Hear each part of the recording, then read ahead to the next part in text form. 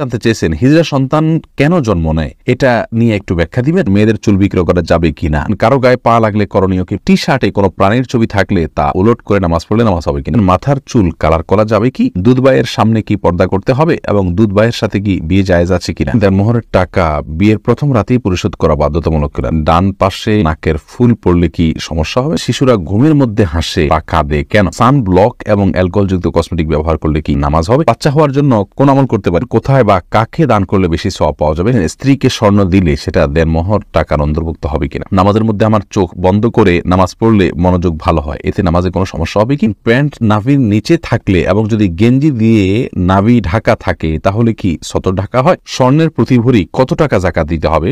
Mainuddin Hasan Nobel আপনি জানতে চেয়েছেন টি শার্টে কোনো প্রাণীর ছবি থাকলে তা উলট করে নামাজ পড়লে নামাজ হবে কিনা, উল্টা করলে নামাজ হয়ে যাবে। সুফিয়া খাতুন জানতে চেয়েছেন মেয়েদের চুল বিক্রয় করা যাবে কিনা, না, শরীরের কোনো অঙ্গ মানুষের বিক্রি করা যায় না, এটা দান করে দেওয়া যেতে পারে, যদি কারোর প্রয়োজন হয় তিনি ব্যবহার করবেন। রুবাইয়া রোমানা আপনি জানতে চেয়েছেন ডান পাশে নাকের ফুল পড়লে কি সমস্যা হবে, কোনো অসুবিধা নেই, ডান পাশে বাম পাশে কপে নাকের ফুল কোন পাশে পড়বেন সম্পূর্ণ আপনার ব্যাপার, কোনো অসুবিধা নেই, তবে যদি ডান বাম দুইটাতেই ব্যবহার করার মতো অপশন থাকবে তাহলে সেক্ষেত্রে ডানকে আল্লাহ তারা পছন্দ করেন, আগে ডান দিয়ে শুরু করাটাকে আল্লাহ তারা পছন্দ করেন। শ্রাবণ মেঘ এআইডি থেকে আপনি প্রশ্ন করেছেন সান ব্লক এবং অ্যালকোহলযুক্ত কসমেটিক ব্যবহার করলে কি নামাজ হবে, অ্যালকোহলযুক্ত কসমেটিক ব্যবহার করার কিছুটা সময় বিলম্ব করে নামাজ পড়লে অ্যালকোহলটা বাষ্প হয়ে চলে যাবে, ইনশাআল্লাহ তাদের নামাজ হয়ে যাবে। জারি আহমেদ জানতে চেয়েছেন মানুষ মারা যাবার পর লাশ থেকে মাপ চাইতে বলে, এটা কি ঠিক?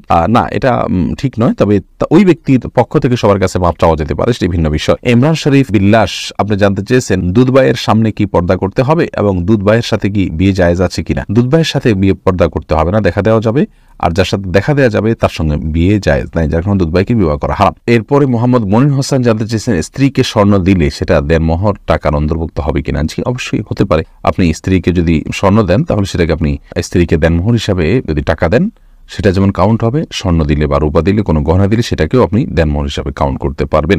হোসাইন আনি আপনি জানতে চেয়েছেন ইসলামে কৃত্রিম দাঁত লাগানোর বিধান কি, কারো দাঁতের সমস্যা থাকায় সে যদি দাঁতের ব্যথা অথবা ক্ষয় হয়ে যাওয়া দাঁতের সমস্যা থেকে পরিত্রাণ পেতে নতুন কৃত্রিম দাঁত লাগান তাহলে কি ইমানে কোনো ক্ষতি হবে কিনা, না ভাই হোসেন, কৃত্রিম দাঁত লাগানোতে কোনো প্রকার অসুবিধা নেই। নাসরিন সুলতান আপনি জানতে চেয়েছেন বাচ্চা হওয়ার জন্য কোন আমল করতে পারি, বাচ্চা হওয়ার জন্য আল্লাহর কাছে দোয়া করবেন রব্বি হাবলি মিনাস সালিহিন, রব্বি হাবলি মিনাস সালিহিন, রব্বি লা তাজারনি ফারদা ওয়া আনতা খায়রুল ওয়ারিসিন, এই জাতীয় দোয়াগুলো পড়বেন যেগুলো নবী রাসূলগণ আল্লাহর কাছে করেছেন। এমডি এসআর মুন্না জানতে চেয়েছেন প্যান্ট নাভির নিচে থাকলে এবং যদি গেঞ্জি দিয়ে নাভি ঢাকা থাকে তাহলে কি সতর ঢাকা হয়, প্যান্ট যদি নাভির নিচে থাকে আর যে কোনো ভাবে নাভি ঢাকা থাকে তাহলে সতর ঢাকা হয়ে যায়, আপনাকে সতর যে প্যান্ট দিয়ে ঢাকতে হবে, লুঙ্গি দিয়ে বা পাজা এমন কোনো যে কোনো কিছু আপনি ঢাকলেন, সেটা গেঞ্জি দিয়ে রাখলেন প্যান্ট দিয়ে রাখলেন, ঢাকা থাকলেই আপনার সতর আদায় হয়ে গেল। ইভা অপরাজিতা আইডি থেকে আপনি জানতে চেয়েছেন শিশুরা ঘুমের মধ্যে হাসে বা কাঁদে কেন, শিশুরা কেন মা বোন ইভা, এটা তো আমরা বড়রাও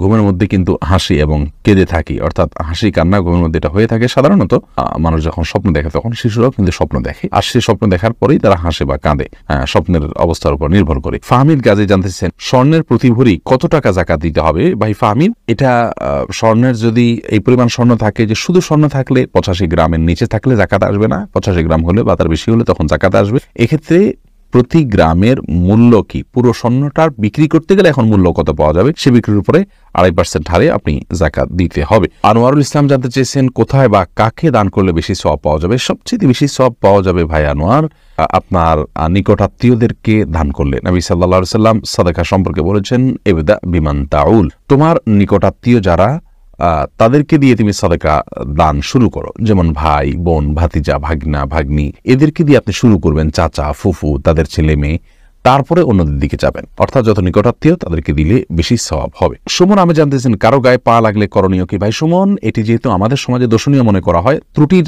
বিষয় মনে করা হয়, সেজন্য কারোর গায়ে যদি পাও লেগে থাকে তাহলে সেক্ষেত্রে ওই ব্যক্তিকে সম্মান করা উচিত যাতে তার অসম্মান না হয়, তাকে এটা বোঝানো উচিত যে আমার অনিচ্ছা লেগেছে, বাস এটা করা যেতে পারে, এটাতে কোনো অসুবিধা নেই। আরাবিয়ানরা কারোর গায়ে পা লাগলে সেটা কোনো দোষণীয় মনে করে না, যার কারণে তাদের ওখানে বিশেষ কোনো কিছু করার নাই, এটা আমাদের অঞ্চলে যেহেতু এটা দোষের ওরফের ভাষাকে, এটা কিন্তু আমাদের অঞ্চলের ভাষা, আমরা এটাকে খারাপ কোনো এক জায়গায় একটা ভাষা যখন গালি হিসেবে ব্যবহার করা হয় সেটা ব্যবহার করা গুনাহ, একই ভাষা অন্য কোনো এলাকা বুলি হিসেবে ব্যবহার করা হলে, গালি হিসেবে না করা হলে সেটা গুনাহ হবে না, ঠিক তেমনি ভাবে পা লাগার বিষয়টি। নাজমুল হাসান জানতে চেয়েছেন দেনমোহরের টাকা বিয়ের প্রথম রাতেই পরিশোধ করা বাধ্যতামূলক কিনা, না, পরে করলেও চলবে। বউ যদি স্বেচ্ছায় মাফ করে দেন তাহলে আর পরিশোধ করা লাগবে কিনা? স্ত্রী মাফ করে দিলে আর দেওয়া লাগবে না, কিন্তু স্ত্রী পরিপূর্ণভাবে মাফ করাটা আমাদের সামাজিক ট্র্যাডিশন হয়ে গেছে। সেটা শুরুর দিকে লজ্জা পড়ে অনেক সময় মাফ করে দেয়, এই মাফ করার উপরে নির্ভর করা উচিত নয়। বরং পরবর্তীতে আপনি দিলেন, স্ত্রী কিছু ছাড়লে আল্লাহ তাআলা বলছেন ফাকুলু হানিয়াম মারিয়া, তাহলে সেটাকে আপনি খেতে পারেন, কিন্তু পুরোটা মাফ করে নেবেন এটা তো এক ধরনের জুলুম। পরিবার থেকে পরিশোধ করা যাবে কি না? জি, যে কেউ আপনার দেনমোহর পরিশোধ করে দিতে পারে, কোনো অসুবিধা নেই। সোহেল রানা জানতে চেয়েছেন হিজড়া সন্তান কেন জন্ম নেয়, এটা নিয়ে একটু ব্যাখ্যা দিবেন। এ বিষয়ে আমার কোনো ইলম নাই ভাই সোহেল রানা, যে হিজড়া সন্তান কেন জন্ম নেয়। আল্লাহ রাব্বুল আলামিন তাদেরকে সৃষ্টি করেছেন, তারা তাদের সৃষ্টিগত কিছুটা ত্রুটি রয়েছে, এর বাইরে কিছু নয়। এটার কোনো বৈজ্ঞানিক গ্রহণযোগ্য ব্যাখ্যা আছে কিনা ইসলামী শরীয়তের দৃষ্টিকোণ থেকে আমার জানা নেই, বা ইসলামী শরীয়তের দৃষ্টিকোণ থেকেও এটার কোনো ব্যাখ্যা নির্দিষ্ট করে আলাদা আছে বলে আমার জানা নেই। এমনি মনসুর আলী আপনি জানতে চেয়েছেন মাথার চুল কালার করা যাবে কি? ভাই মনসুর, মাথার চুল এটা কালার করা যাবে। নবী সাল্লাল্লাহু আলাইহি সাল্লাম বলেছেন যদি আমাদের চুল দাড়িগুলো সাদা হয়ে যায় তাহলে সেগুলোকে আমরা যেন ভিন্ন রঙে রূপান্তর করি, কিন্তু ওয়াজান্নিবু সাওয়াদ তিনি আরো বলেছেন যে কালো কালার থেকে তোমরা বেঁচে থাকবে। তার মানে কালো ছাড়া অন্য যে কোনো রঙে রঙিন করতে পারেন, তবে যে রঙে রঙিন করবেন সেটা যেন ন্যাচারাল রং হয়, সেটা যেন আলাদা কোনো আবরণ সৃষ্টি না করে আমাদের চুল বা দাড়ির উপরে। এই বিষয়টি আমাদেরকে মূলত খেয়াল করতে হবে, ব্যাস, তাহলে সেক্ষেত্রে চলবে, অন্য কোনো আর বিষয় খেয়াল না করলেও চলবে। কিন্তু চুল সাদা হয়ে গেলে সেটাকে অন্য রঙে রঙিন করা এটা সুন্নাহ এবং হাদিস দ্বারা নির্দেশিত। ইয়াহুদিরা সাদা রেখে দেয়, আমাদেরকে জন্য মেহেদি বা এই জাতীয় কোনো কালার ব্যবহার করার নির্দেশনা ইসলাম দিয়েছে। এমডি মহসিন গাজী আপনি জানতে চেয়েছেন নামাজের মধ্যে আমার চোখ বন্ধ করে নামাজ পড়লে মনোযোগ ভালো হয়, এতে নামাজে কোনো সমস্যা হবে কি? ভাই মহসিন গাজী, এই বিষয়ে আমাদের একটা ভিডিও আমরা আমাদের পেজে দিয়েছি, এবং আপনার এ বিষয়ে আমাদের ইউটিউব চ্যানেলে আপনি ভিডিও পাবেন। সেখানে আমরা চোখ বন্ধ করে সালাতের নামাজের বিধান উল্লেখ করেছি। মৌলিকভাবে মনে রাখতে হবে যে সালাতের মধ্যে চোখ বন্ধ করা, এই জিনিসটা সালাতের মধ্যে চোখ বন্ধ করে রাখাটা ইসলামী শরীয়তের দৃষ্টিকোণ থেকে প্রাথমিকভাবে সাধারণ অবস্থাতে এটা প্রশংসনীয় কোনো কাজ নয়, বরং একজন ঈমানদার সালাতের মধ্যে চোখ খোলা রেখে সালাত আদায় করবেন। হ্যাঁ, কখনো তার মনোযোগ সৃষ্টি করার জন্য বিশেষ পরিস্থিতিতে তিনি যদি চোখ বন্ধ করেন তাহলে ঠিক আছে, তাতে কোনো অসুবিধা নেই। নাফিউর রহমান নাসিম জানতে চেয়েছেন আমি অবৈধভাবে বিদেশে থাকি এবং হালাল পথে টাকা উপার্জন করি, তাহলে আমার টাকা কি অবৈধ? না ভাই, আপনার টাকা অবৈধ হবে না। এই বিষয়ে আমরা বারবার বলেছি, কোনো প্রবাসী ভাই যদি প্রবাসে থাকেন এবং তিনি অবৈধভাবে সেখানে বসবাস করছেন তাহলে তিনি একটা অন্যায় করছেন, সন্দেহাতীত একটি গুনাহ করছেন। কিন্তু তিনি যদি উপার্জন করেন হালাল উপায়ে, তাহলে সেক্ষেত্রে তার সেই উপার্জন পরিপূর্ণভাবে হারাম হয়ে যাবে না।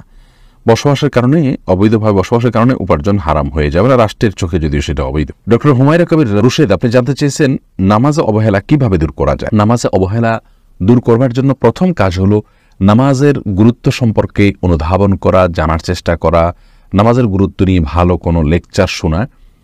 ডক্টর খন্দকার আব্দুল্লাহ জাহাঙ্গীর রাহিমাহুল্লাহর নামাজের গুরুত্ব নিয়ে একটা আলোচনা আছে, ইউটিউব আপনি শুনে নিতে পারেন। ইনশাআল্লাহ বেদিন আপনার নামাজে অবহেলা দূর হবে। দ্বিতীয়ত, নামাজের গুরুত্ব ইসলামী শরীয়তে কতখানি, এটা নিয়ে আপনি কোনো ভালো আর্টিকেল পড়তে পারেন। যদি বক্তব্য শোনার অভ্যাস না থাকে তাহলে আর্টিকেল পড়তে পারেন। ইনশাআল্লাহ বেদিন আপনি যখন জানবেন ইসলামী শরীয়তের নামাজের অবস্থানটা কোন জায়গায়, না পড়লে আমাদের ক্ষতিগুলো কি আর পড়লে লাভগুলো কি, তাহলে ইনশাআল্লাহ নামাজের অবহেলা আপনার দূর হবে। আমাদের জানার ঘাটতির কারণে অনেক সময় অবহেলা হয়ে থাকে। সেই সাথে আল্লাহ রাব্বুল আলামিনের কাছে পানা চাইবেন যাতে অবহেলা না হয় এবং ইবাদতে মনোযোগ থাকে। বিশেষ করে একটা দোয়া পড়তে পারেন, আল্লাহুম্মা আইন্নি আলা যিকরিকা ওয়া শুকরিকা ওয়া হুসনি ইবাদাতিক। আল্লাহ আমাকে সাহায্য করুন আপনার জিকির, আপনার শুকর এবং আপনাকে সুন্দরভাবে ইবাদত যেন করতে পারি, এই কাজের জন্য আল্লাহর কাছে দোয়া করবেন, আল্লাহ তাআলা সাহায্য করবেন ইনশাআল্লাহ।